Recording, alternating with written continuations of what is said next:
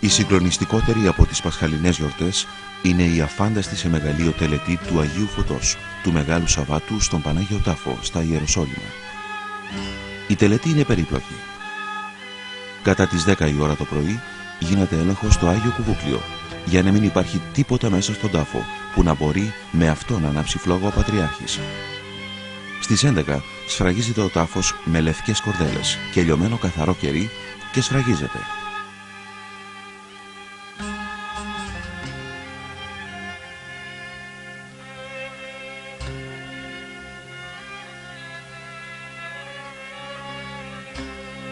Η κυρίως τελετή γίνεται στις 12 το μεσημέρι. Ο Πατριάρχης με επισκόπους προχωρεί προς τον Πανάγιο Τάφο, στη μέση πομπής που προπορεύονται λαμπάδες, ο Τίμιος Σταυρός, τα λάβαρα και τα εξαρτέρυγα.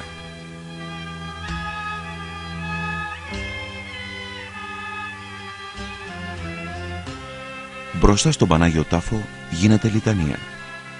Μετά τη λιτανία, ο τάφος αποσφραγίζεται και ο Πατριάρχης, αφού βγάλει την αρχιερατική στολή, ελέγχεται εξονυχιστικά για να διαπιστωθεί ότι δεν έχει μαζί του αντικείμενο που μπορεί να ανάψει φωτιά. Ο ίδιος έλεγχος γίνεται και μέσα στο Άγιο Κουβούκλιο.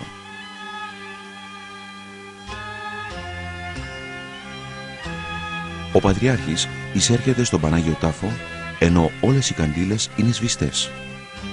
Ακολουθεί η προσευχή του Πατριάρχη και η ανάγνωση ευχών στο εσωτερικό. Στο εξωτερικό, στο ναό της Αναστάσεως, επικρατεί απόλυτη ησυχία. Την ησυχία διακόπτει φως με χρώμα γαλάζιο ή λευκό που κυκλοφορεί αστραπιαία στο χώρο του ναού, προερχόμενο από τον Πανάγιο Τάφο. Είναι το Άγιο Φως.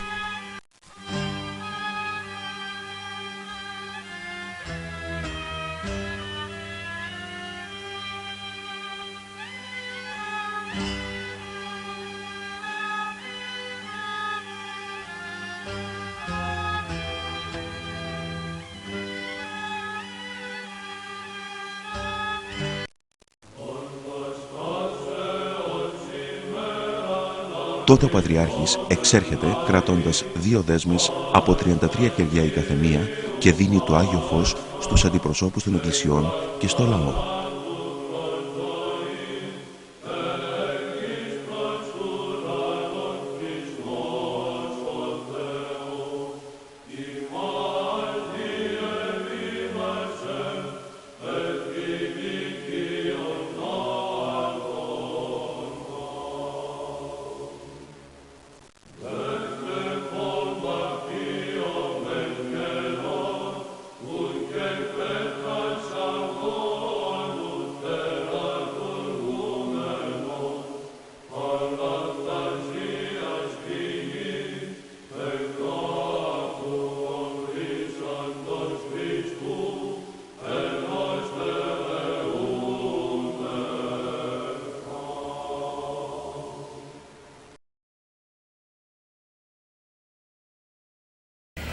Ρωτάνε λοιπόν αν και κατά πόσο θα μπορούσε μέσα στον Πανάγιο Τάφο από την προηγούμενη μέρα να έχουν κρύψει κατά κάποιον τρόπο σπίρτα ή οτιδήποτε για να ανάψει για να πάρουν το Άγιο Φως.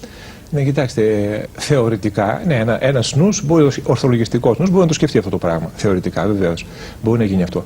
Αλλά σας είπα ότι πριν πει ο Πατριάρχης, είναι ελεύθερος ο καθένας, για παράδειγμα, να το αμφισβητήσει αυτό και να πει: για συγγνώμη, μισό λεπτό, να πάω εγώ μέσα να δω τι γίνεται. Εγώ βλέπω ένα φως που καίει κλπ. Μπορεί να το κάνει αυτό το πράγμα, να το ελέγξει. Εκτός αυτού, θα το έβλεπα ότι ήταν, ας πούμε, δηλαδή είναι δυνατόν να παίζουν όλα τα δόγματα θέατρο έξω του Πανάγιο Τάφο, να ψάχνουν τον Πατριάρχη, να παίρνουν μετά το Άγιο Φως του Πατριάρχη και, ας πούμε, και αυτό να είναι στημένο, να το πω έτσι. Ένα αυτό. Αλλά το δεύτερο όμως, το πιο σημαντικό, κυρία Μάρινη, είναι το εξής. Το Άγιο Φως δεν είναι μόνο οι φλόγες που βγάζει ο Πατριάρχης. Είναι και όλα αυτά τα οποία βλέπει όλος ο κόσμος, αυτό το θέαμα, να το πω έτσι, το εκπληκτικό και μοναδικό, που θα το δούμε και πρέπει να το δούμε πλέον τώρα, που βλέπεις μέσα στον ναό της Αναστάσεως, που είναι κάτι, η φωτοχυσία, οι αστραπές, οι φλόγες. Τώρα βλέπουμε και τις αστραπές, έτσι. Και από Κοζάνη, μάλιστα, ρωτούν πάλι αυτό περίπου που είχατε πει και νωρίτερα, τη διαφορά με την οποία μπορεί να βλέπει ένας άνθρωπος το φως. Κοιτάξτε. Τώρα αυτές οι αστραπές είναι προήμιο του Αγίου Φωτός. Ναι. Τώρα είμαστε πολύ είναι κοντά. που παρουσιάζονται με μια συχνότητα. Εγώ θα παρακαλούσα να μας δώσει και λίγο ήχο οι σκηνοθέτες, να είναι αυθεντικό. Ναι. Να μας δώσει τον αυθεντικό ήχο του βίντεο. Για να ακούσετε τους πανηγυρισμούς του κόσμου. Ναι. Μόλις βλέπουν το Άγιο Φως. Ήδη δυναμώνουν, ήδη πυκνώνουν τώρα οι φλόγες. Όλοι περιμένουν να βγει το Άγιο Φως. Όχι ο Πατριάρχης, να βγει το Άγιο Φως. Ο Πατριάρχης είναι μέσα στο κουβούκλιο αυτή τη στιγμή. Δεν τον βλέπει κανείς. Πρώτα βγαίνει από τις δύο πλευρές. Πρώτα βγαίνει το Άγιο Φως. Βέβαια. Και μετά βγαίνει ο Πατριάρχης. Το Άγιο Φως βγαίνει μόνο του, χωρίς να ρωτήσει κανέναν. Εκείνο ξέρει πότε θα βγει ακριβώς, το δευτερόλεπτο. Αλλάζει ο χρόνος ποτέ, όχι. Βέβαια, έτσι, αλλάζει, λεπτά ή μισή ώρα μπορεί να πάει και μέσα. Ακούτε τι γίνεται? Ναι. Βλέπετε τι γίνεται?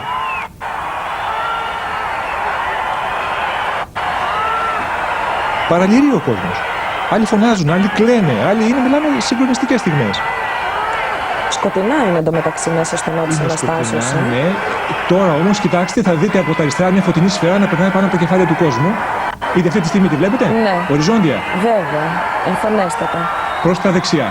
Και μια άλλη σφαίρα η οποία έφυγε. Πρόλαβα να πάρω μόνο την ουρά της, αριστερά πάνω. Θα δείτε, τη βλέπετε? Αριστερά πάνω την ουρά της. Που έφυγε προς τα πάνω. Πράγμα το οποίο είναι μοναδικό το 94. Δεν το είδα σε άλλο βίντεο αυτό το πράγμα. Ήταν το βίντεο που είχα εγώ το 94 και το οποίο το συνέλαβε χωρίς και εγώ να το ξέρω. Και εγώ ομολογώ ότι τόσα χρόνια περιμένω να δω κάποιο πιο σημαντικό βίντεο, τουλάχιστον από τα κανάλια. Αλλά βλέπετε όμως και τις αστραπές αυτές που εξακολουθούν να είναι το Άγιο Φως. Δεν είναι. Πόση ώρα συνεχίζει έτσι να φαίνεται όλο αυτό? Είναι μερικά λεπτά, 5-10 λεπτά. Κοιτάξτε τώρα το εξής. Αριστερά. Ναι. Δεν βγήκε ακόμα ο Πατριάρχης, τώρα βγαίνει. Ναι. Εν τω μεταξύ νομίζω ότι παίρνει ολόκληρη φωτιά από τη φλόγα η οποία τον περιβάλλει. Τόσο πολύ μεγάλη είναι η φλόγα που τον περιβάλλει τον Πατριάρχη. Αλλά θα δείτε ένα πλάνο τώρα αριστερά, έχουν ανάψει λαμπάδες του κόσμου. Αριστερά όλες. Αυτές που είπαμε ότι ανάβουν μόνες τους. Ακριβώς. Πριν βγει ο Πατριάρχης ακόμα. Οι οποίες... Το βλέπετε, το βλέπετε. Ναι, έχουν όλοι αναμένει τις λαμπάδες αριστερά. Είναι αυτοί οι οποίοι έχουν πολύ βαθιά πίστη, όπως μου είχατε πει την άλλη φορά. Καλά, δεν είναι απόλυτο αυτό, δεν το ξέρουμε αυτό. Πάντως, επειδή ανάψαν πολλές λαμπάδες του κόσμου μόνες τους, ήδη όλοι έχουν πάρει το Άγιο Φως αριστερά. Ο Πατριάρχης τώρα βγαίνει ήδη από τον Πανάγιο Τάφο. Δηλαδή, μιλάμε για συγκλονιστικές στιγμές, ξέρετε, που αν δεν τις έχει ζήσει κάποιος, θα έχει και αμφισβητήσεις και απορίες και αυτά. Ήδη εγώ όταν κατέβαινα στον Πανάγιο Τάφο, το 1994, δεν πίστευα ότι υπάρχει το Άγιο Φως. Αυτό το κάνω στο διαδίκτυο μέσα σε μια περιγραφή που κάνω.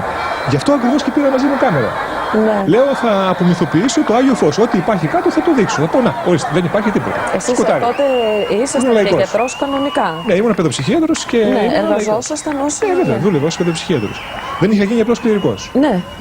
Ναι, το ξέρω. Και όταν βεβαίως είδα αυτό το πράγμα, βέβαια συγκλονιστήκα και ο ίδιος. Είναι συγκλονιστικές στιγμές. Και φυσικά, ξέρετε, είχαμε την κάμερα στον ώμο μου, αλλά δεν έβλεπα μέσα από την κάμερα. Δεν θα ήθελα να χάσω ένα τέτοιο θέαμα. Δηλαδή, να βλέπω μέσα από μία τρύπα, να μην ξέρω τι βλέπω και να μην βλέπω με τα δυο μου μάτια ακριβώς, με τα ίδια μου τα μάτια, τι γίνεται εκεί πέρα. Και βέβαια είδα με τα μάτια μου μια φωτεινή σφαίρα να βγαίνει από τα αριστερά του Παναγίου Τάφου, και ώσπου να γυρίσω την κάμερα, βέβαια δεν την έπιασα. Όμως η κάμερα είχε πιάσει ήδη από μόνη της τη σφαίρα η οποία βγήκε προς τα δεξιά του Παναγίου Τάφου. Χωρίς εγώ να το ξέρω. Εμείς ξαναβλέπουμε τώρα σε πιο αργό ρυθμό αυτά τα οποία περιγράψαμε. Αξίζει πραγματικά να το δούμε. Για αλλά να δει θέλω κανείς... παράλληλα να βάλω την αρνητική πλευρά. Και μάλιστα τα στοιχεία ζήτησα να μου τα δώσει ο θεολόγος, ο κ. Νίκος Ζαχαρόπουλος, από το Αριστοτέλειο Πανεπιστήμιο Θεσσαλονίκη. Βλέπετε τις αστραπές τώρα, αν μπορούσε να μας γυρίσει πίσω και να δούμε αυτό το σύννεφο πραγματικά. Γιατί φαίνεται το σύννεφο. Ναι, είναι ένα σύννεφο. Βέβαια, βλέπουμε τις αστραπές. Καλά, μετά. Θα πρέπει να το ξαναγυρίσει το τώρα, ας βίντεο. δούμε τη φωτεινή σφαίρα που είναι πραγματικά μοναδική, θα έλεγα. Είναι μοναδικό ντοκουμέντο αυτό πραγματικά και πόσο ο Θεός, ας πούμε, αξίωσε εμένα. Βλέπετε τη φωτεινή σφαίρα που βγαίνει, αρχίζει και βγαίνει πάνω από τα κεφάλια, ανάμεσα στον κόσμο. Γλύφει τα κεφάλια του κόσμου. περνάει μέσα από τον κόσμο. Αυτή τη στιγμή χάνει η κάμερα την εστία της, γιατί ήταν στο αυτόματο. Να πούμε ότι δεν είναι καυστική, έτσι. Ότι δεν καίει το. Ναι. Κοιτάξτε. Και... Γιατί μπορεί να αναρωτιέται ο κόσμος πώς περνάει πάνω από τα κεφάλια τους και δεν καίγονται. Και όχι μόνο χωρίς να κάψει κανένα, κυρία Μάρνη, δεν την πήρε κανένα είδηση. Αυτό είχα τη δυνατότητα να το επιβεβαιώσω μετά, γιατί υπήρχαν άνθρωποι από τον γκρουπ από τη Θεσσαλονίκη που καθόταν ακριβώς απέναντι εκεί πέρα στο σημείο αυτό. Και τους είπα, την είδατε τη φυσικά? Όχι, δεν είδαμε τίποτα. Δηλαδή είναι ένα πολλαπλό θαύμα, δεν είναι ένα απλό γεγονός, είναι ένα πολλαπλό θαύμα που συμβαίνει. Εγώ θέλω δεν τώρα είναι ένα τρίκ. Δηλαδή, αν υποτεθεί ότι εμείς θέλαμε σήμερα, σαν συνεργείο, να το αναπαράγουμε, δεν θα μπορούσαμε. Με τα τεχνικά μέσα που έχουμε σήμερα. Δεν αναπαράγεται αυτό το πράγμα. Εννοείται με εφέ. Ναι, ακριβώς. Γιατί πολλοί κόσμος θα. Και το γεγονός ότι βλέπετε η κάμερα εκεί χάνει την εστία της σε ένα σημείο. Ναι. Και φαίνεται η φλόγα αυτή, λόγω της φλόγας δηλαδή, η κάμερα προσπαθεί να εστιάσει, κάνει αυτό το πράγμα και χάνει και μετά ξαναβρίσκει το ρυθμό της.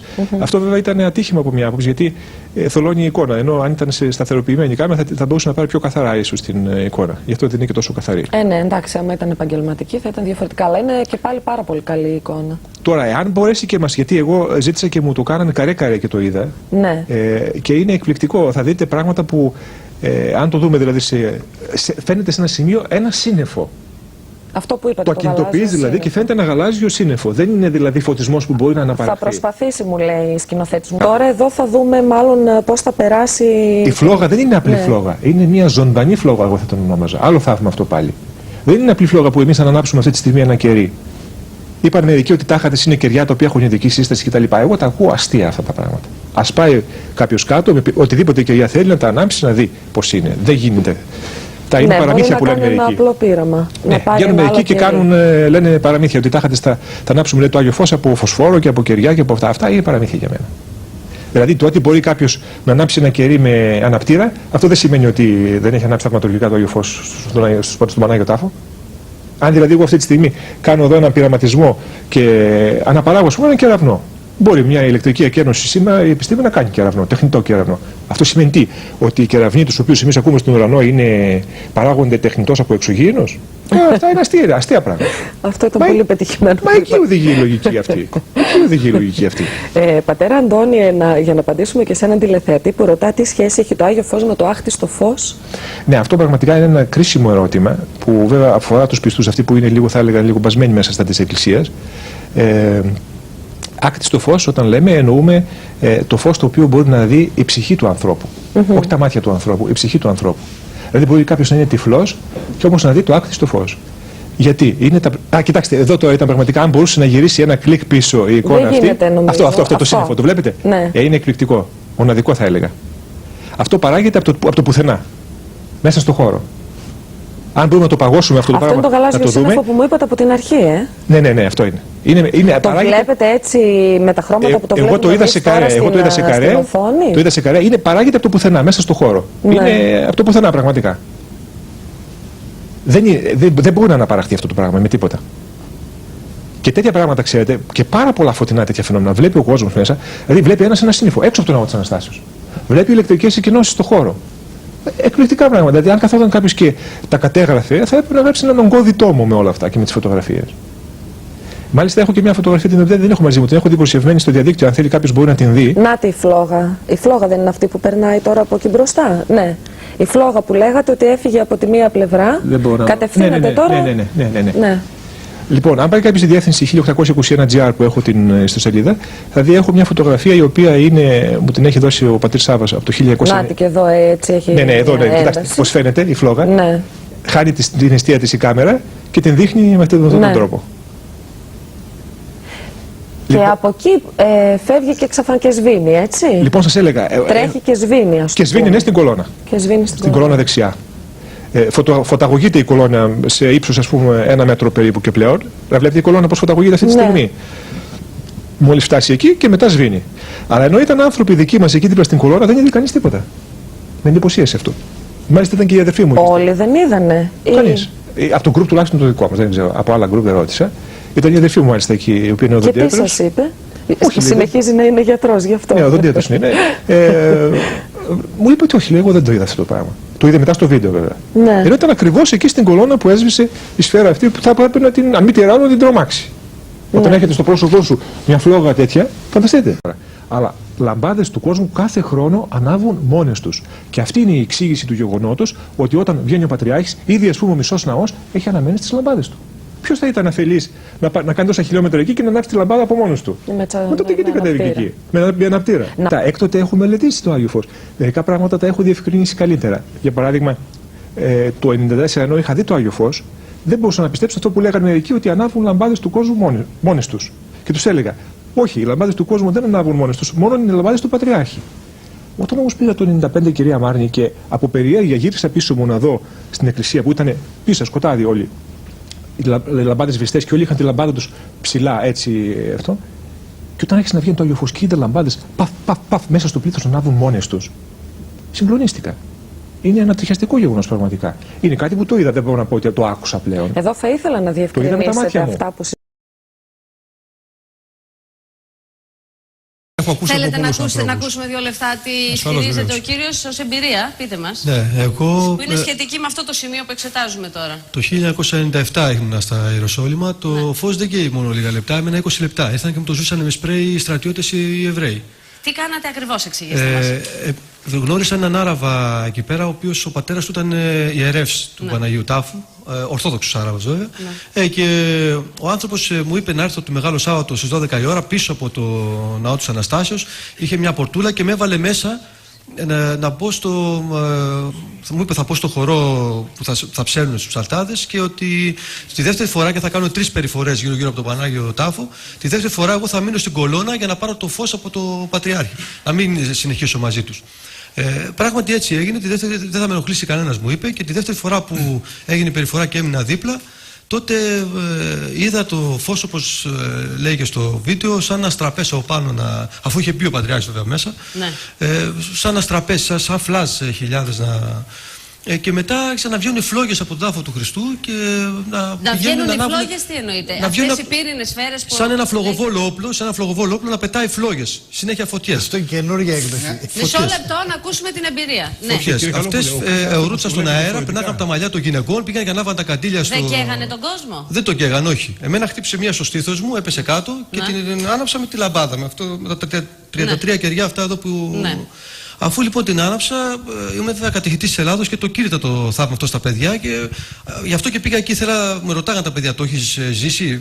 Όχι, λέω. Ήθελα να είμαι αυτόπης μάρτυρας. Ωραία, και βάλατε και το χέρι σας αφού ανάψατε τα δικά σας παιδιά? Δυσπιστούσα κι εγώ όπως ο πάτερ εδώ πέρα, και το έβλεπα με το φως έτσι που ήταν πάνω και δυσπιστούσα να το πιάσω.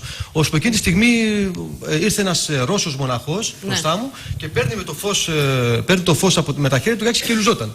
Και αφού το είδα και έκανε αυτό το πράγμα, πήρα και εγώ τη λαμπάδα όπως ήταν, και με πολύ περισσότερα μαλλιά που είχα και με γένεια, και άρχισα να ανοιχτά τα μάτια και έβλεπα το φως, το ακουμπούσα πάνω στο πρόσωπό μου. Και δεν καιγόμουν καθόλου. Το δε χέρι μου έβγαιναν οι φλόγες πάνω από τα δάχτυλά μου, και αυτό το είδανε μετά και το γκρουπ του πατέρα Μάξιμου που ήμουν μαζί και με άλλους 35, οι οποίοι δεν εκαιγότανε, και όχι για λίγα δευτερόλεπτα, πάρα πολλά. 20 λεπτά τουλάχιστον εγώ είδα που γινόταν αυτό το πράγμα. Φωτογραφίες φέρει από αυτό το γεγονός, έτσι δεν είναι? Μας έχετε δώσει φωτογραφίες? Ναι, είναι από το ίντερνετ. Εγώ έχω προσωπική εμπειρία να πω. Έχετε και εμπειρία. Να δούμε και τις φωτογραφίες και να ακούσουμε και την εμπειρία. Ναι. Σε αυτό που συζητάμε τώρα, έτσι? Αυτό που συζητάμε τώρα για το Άγιο Φως. Σας ακούμε. Εδώ βλέπουμε αυτό που περιέγραφε και ο κύριος προλίγο. Ναι, ορίστε, εγώ προσωπικά δεν είχα ιδιαίτερα αναπτυγμένη θρησκευτική συνείδηση. Όταν είχα πάει το 2005, μάλιστα θα μπορούσα να πω ότι είχα πάει έτσι περίεργα να αντιμετωπίσω, ας πούμε, το Άγιο Φως. Με αμφισβήτηση βέβαια. Και είναι πολύ φυσικό, είχα και μια έτσι, ηρωνική διάθεση, θα έλεγα. Όχι κακοπροαίρετη, μια ηρωνική διάθεση. Δηλαδή προσπαθούσα, ας πούμε, με τη λογική του μυαλού, με την κοσμική λογική, να προσπαθήσω να εξηγήσω, ας πούμε, το άκτιστο, που είναι θέμα πνευματικής τοποθέτησης. Και χαίρομαι πολύ που το λέτε έτσι αυτό. Συγγνώμη, μια παρένθεση, γιατί πολλοί όταν κάμια φορά συζητάμε για τα θαύματα, πατέρα Αντώνη, απευθύνομαι και σε εσάς. Πολλοί κόσμος τα αντιμετωπίζει με μια ηρωνία. Όχι απλά δυσπιστία, ως ηρωνία. Δηλαδή στον κόσμο στον 20ο αιώνα, στον κόσμο της επιστήμης, δεν μπορεί να συζητάμε αυτή τη στιγμή για πράγματα που δεν μπορούν να αποδειχθούν.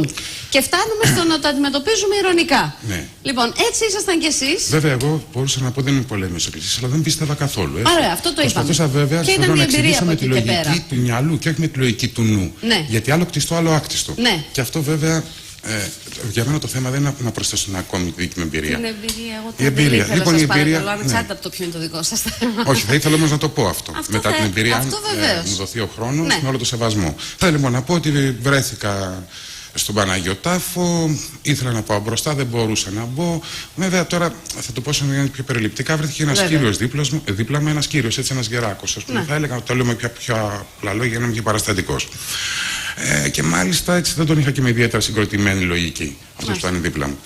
Τέλος πάντων, για μια στιγμή κάθισα, όπως ήταν μακριά βέβαια από εκεί που γινόταν από τον Πανάγιο Τάφο, κάπου δεξιά, δεν τον έβλεπα ακριβώς.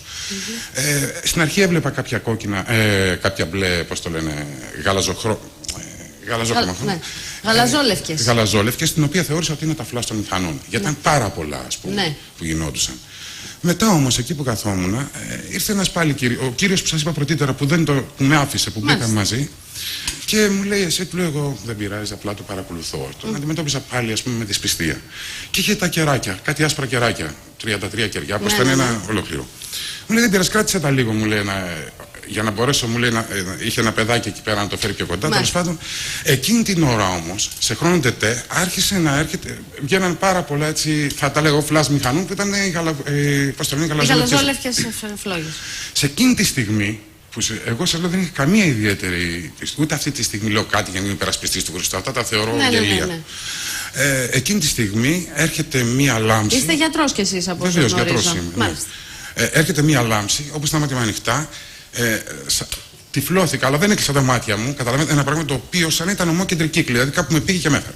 Σε χρόνο τετέ. Δεν μπορώ να εξηγήσω, ας πούμε. Και εκείνη τη στιγμή έχω τα κεριά στα χέρια μου, τα οποία είναι αναμένα. Καταλαβαίνετε. Αυτό μου συνέβη και κοιτάω δίπλα και δεν ήταν ο κύριος που ήταν δίπλα. Εγώ δεν κάθομαι να το ερμηνεύσω. Αφηγούμε αυτό το οποίο μου συνέβηκε. Καταλαβαίνετε. Ναι, πείτε μου πάλι το σημείο σε χρόνο τετέ, τι ακριβώς έγινε που σας έχει σαστήσει. Ναι, ήρθε, ας πούμε, πώς το λένε, μια δέσμη φωτός, το οποίο σαν να με πήγε κάπου και να με έφερε. Δεν είδα, αλλά ένιωσα ότι ήμουν σε μια άλλη διάσταση. Αλλά αυτό έγινε σαν να ήταν και ομοκεντρική κύκλη, ας πούμε. Ο χώρος μου και αυτό το πράγμα. Ψυχιατρικά αυτό μπορεί να εξηγηθεί. Δηλαδή ότι όταν είσαι σε μια φόρτιση, σε μια έντονη συγκίνηση, θα μπορούσε ενδεχομένως, πατέρα Αντώνιε, να νιώθεις ότι έστω και για δεν δευτερόλεπτα... είμαι ψυχίατρος, αλλά επειδή έχω γνώση ψυχιατρικής... Ο πατέρας Αντώνης είναι ψυχίατρος και γι' αυτό τον ρωτώ. Με όλο το σεβασμό θα ήθελα να πω... Να μας απαντήσει μισό λεπτό. Κοιτάξτε, κυρία Δρούζα, με την ιδιότητα του ψυχιάτρου. Μα είναι δυνατόν να ρωτάτε ψυχίατρο που είναι ιερωμένος για να πάρετε ψυχιατρική γνωμάτευση? Μα με συγχωρείτε, σοβαρολογείτε με αυτό το οποίο λέτε. Είναι αυτό επιχείρημα για να συζητήσουμε για το άκτιστο? Ένα ψυχίατρο ο οποίος να είναι ουδέτερος, όχι να είναι ιερωμένος. Τι σημασία έχει αυτό? Η ψυχιατρική επιστήμη έχει ένα πρόβλημα δηλαδή με την ιεροσύνη του? Μην μπαίνετε στην επιστήμη προφέρμα επίσταμε, που σημαίνει γνωρίζω καλώς. Εσείς τι καλώς γνωρίζετε όταν δεν έχετε ζήσει, κύριε Καλόπουλε? Δεν έχετε ζήσει ένα γεγονός και έρχεστε με τι ιδιότητα? Εκείνος τουλάχιστον είναι ένας επιστήμονας που προέρχεται από τη... Σας λέω επίσταμε. Το ρήμα σημαίνει γνωρίζω καλώς. Γνωρίζει τη δουλειά του καλώς. Εσείς πώς τον κρίνετε? Θα σας απαντήσω, κύριε Καλόπουλε, θα σας απαντήσω. Ναι, να μας απαντήσετε. Μισό λεπτό, παρακαλώ. Κοιτάξτε, κυρία Δρούζα, τα τελευταία χρόνια υπάρχει μία τάση να θεωρούμε ότι η απιστία είναι πλεονέκτημα στον άνθρωπο. Και νομίζουν αυτοί οι οποίοι δεν πιστεύουν ότι είναι κάποιο προσόν. Εγώ θα σας πω το εξής: δεν έχουν αντιληφθεί το εξής, ότι η απιστία είναι πίστη στο τίποτα. Είναι και αυτό ένα είδος πίστης.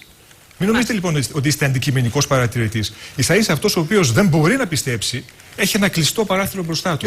Ενώ ο άνθρωπος ο οποίος έχει τη δυνατότητα να πιστεύει. Υπάρχουν χιλιάδες πράγματα στα οποία και να μπορέσει να πιστέψει, πρέπει να έχει τη δυνατότητα αυτή. Αν έχει αποκλείσει τον εαυτό σου από τη δυνατότητα αυτή. Τώρα, στο ερώτημα που σας έθεσα εγώ, μήπως θα μπορούσαμε να έχουμε μια απάντηση? Βεβαίως, κυρία Δρούζα, κοιτάξτε, αν τα πάρουμε τα πράγματα. Φαίνεται ένας άνθρωπος απόλυτα φυσιολογικός και θέλω να καταλάβω κατά πόσο μπορεί κάποιος σε δευτερόλεπτα, μέσα σε έντονη συγκίνηση, σε καθεστώς δηλαδή έντονης φόρτισης. Ναι, κοιτάξτε, δεν ήταν σε έντονη συγκίνηση. Και όχι μόνο αυτό, αλλά ήταν και αμφισβητίας. Μάλιστα. Διότι αν το πάρει κανείς, αν είχαμε έναν άνθρωπο στο εργαστήριο, να το πω έτσι, βεβαίως μπορεί να πει κανένας ότι μπορεί να υπάρξουν διάφορα φαινόμενα. Μάλιστα. Αλλά εδώ έχουμε ένα φαινόμενο το οποίο είναι μαζικό. Μπορώ να πω ένα μικρό σχόλιο? Να τελειώσω λίγο, κύριε Καλόπουλε. Μέχρι τώρα. Και εκτός αυτού. Δεν διακόπτουμε, κύριε Καλόπουλε. Ναι, δεν μιλάμε και καθόλου από την Μισό λεπτό θα περιμένετε, θα έρθει ο λόγος και σε εσάς που αμφισβητείτε το γεγονός. Εδώ δεν έχουμε μόνο Κοιτάξτε, κυρία Δρούζα, εδώ δεν έχουμε μόνο ψυχολογικά φαινόμενα. Εδώ έχουμε φαινόμενα πραγματικά. Τα οποία τα καταγράφουν οι κάμερες, τα καταγράφουν τα φωτογραφικά φιλμ. Δεν μιλάμε για μεταφυσικά φαινόμενα, μιλάμε για υπερβατικά φαινόμενα. Δεν μπορώ εγώ που ο Θεός είναι το άπειρο να το περάσω στη λογική μου για το εξηγήσω αυτό που κάνει ο κύριος απέναντι. Με όλο το σεβασμό. Ναι. Και αν έχω θεία στοιχεία, ελευθερία, βούληση, αγάπη, δεν έρχομαι εδώ με εμπάθεια και αυτές τις μέρες που πρέπει, άμα θέλετε, να εξαγνίζει το κόσμο και να κοπάζουν τα συναισθήματα τα αντίθετα στους δύσκολους καιρούς, να ερχόμαστε να αποδεικνύουμε πειράματα και τέτοια. Μας τα πάνε κατά καιρούς αυτά. Να περιμένουμε να το δούμε και να το σχολιάσουμε κιόλας. Απέναντι τον Πανάγιο Τάφο και αρχίζει να βγάζει φως από μέσα. Ο Παναγιώτος Τάφος είναι χοντρή γκρίζα πέτρα. Χοντρή γκρίζα πέτρα συμπαγής, σκαλιστή. Αρχίζει να βγάζει φως από μέσα. Κάνω έτσι και όσο έκανα έτσι, υπόψη είναι ότι τρέχανε τα μάτια μου δάκρυα και προσπαθούσα να κρατήσω. Συγγνώμη για τη σύγγενης και την ένταση, αλλά το ξαναζώ. Να κρατήσω τα βλέφαρα μου ανοιχτά, μην τυχόν και χάσω κάποιο δευτερόλεπτο, μην τυχόν μου φύγει κάτι. Όσο περνούσε η ώρα, βλέπω στο κέντρο του Παναγίου Τάφου απέναντι στο βάθος και μάλιστα προς τη δεξιά πλευρά όσο περνούσε η ώρα δυνάμωνα